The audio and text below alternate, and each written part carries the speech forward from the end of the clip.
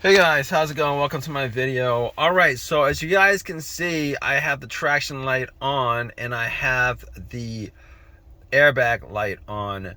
Now, before yesterday, I only had the traction light on, and this is after I replaced the clock spring on this 2010 Prius. Now, after I replaced it, the only light I had on was the traction light. Everything else worked, and had no other lights. But yesterday I started getting this airbag light. Now, I didn't try any of the other stuff out yesterday, like anything on the steering wheel, but as you guys can see, I'm pressing all these buttons, nothing works. Now, the clock spring that I got for this to replace was not an OEM clock spring. Now, originally I thought that when I replaced it, that maybe originally when I only had the traction light, I just thought maybe I had to reset the steering angle sensor, which I did. I did it twice. I reset it twice. Even got out the Toyota TechStream software, and it's saying that there's something wrong with the sensor itself, but I didn't have any issues with it before I replaced the clock spring. So I'm assuming that I have probably no issues with that at all. The problem is, now what I have to do is if you guys are watching this video, I'm sure you guys have gone and done your research on Google, on YouTube, and let me see what I did as far as trying to resolve this. So I did recalibrate the steering position calibration angle, and didn't change anything. I took the negative off the battery, didn't change anything. I was gonna I've erased the traction light multiple times, didn't change anything. I was gonna do the pin, the number 4 and number 13 pin, but I ruled against that because I'm pretty sure at this point, when I have like nothing going on right now with, when I press the buttons, it's either the clock spring that's the issue, the clock spring that I ordered, that I got, that I replaced, that's not an OEM clock spring. And there's like so many occasions where I've replaced Toyota Prius parts and put in non-OEM parts and had issues afterwards, that I thought maybe I still give it a try on this one, because if you guys looked for clock springs for this particular vehicle, it's expensive versus what you would find non-OEM. Non-OEM goes for about 20 bucks. The originals, even with the used, go for about 70, 80, 90, 100, 180 or something like that at the dealership. It's ridiculous.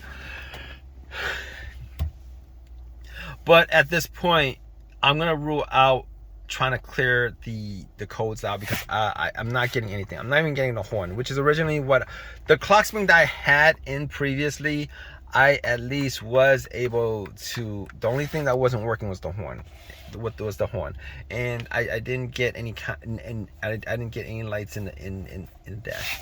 So this is a worse situation than when I before I changed it up. This situation is a worse situation than when I first changed it up. Now, two things it could have been. The non-OEM part that was replaced is not compatible, but all this stuff did work when I put it in, but maybe it got fried within like the last 3 days. Or B, I did not secure the plugs, which I'm pretty sure I did, because I snapped it in. Every single one of these plugs that I put in were snapped in. I do not want to take the airbag out, the steering wheel part, all that stuff, just to see whether the plugs are good or not. But I guess I'm gonna have to do that. I'm gonna have to do that because my other option is to order stuff and then do it afterwards and then return the stuff.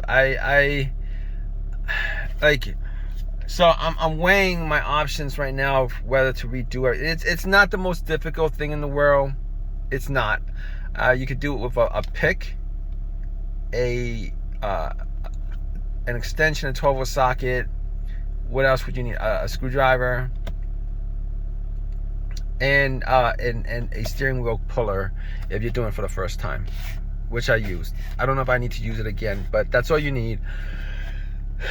But I'd rather not do this. I'd rather not go through taking the steering wheel off and the covers off, because putting the cover back on, when I put the cover back on, I was hearing noises when I turned the steering wheel, and the directional levers, it wouldn't stay on the right turns. It wouldn't stay in position. It kept on.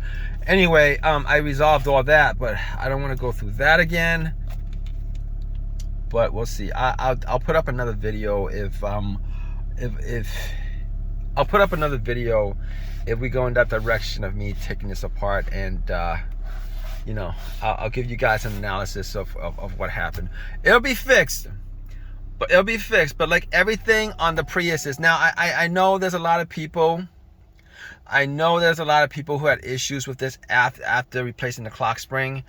Now, if I take this apart and all the connections are good and tight and secure and snapped in, my only assessment is the non-OEM clock spring is the issue. That would be my only assessment with this, is the non-OEM clock spring is the issue.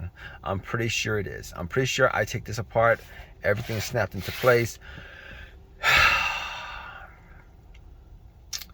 And if that's the case, I'm pretty sure all the rest of the cases where I've seen people ask questions about, trying to find answers about why are all my lights on, etc., after I changed the clock spring, I'm just going to assume it's because the clock spring that you replaced it with was a non-OEM part.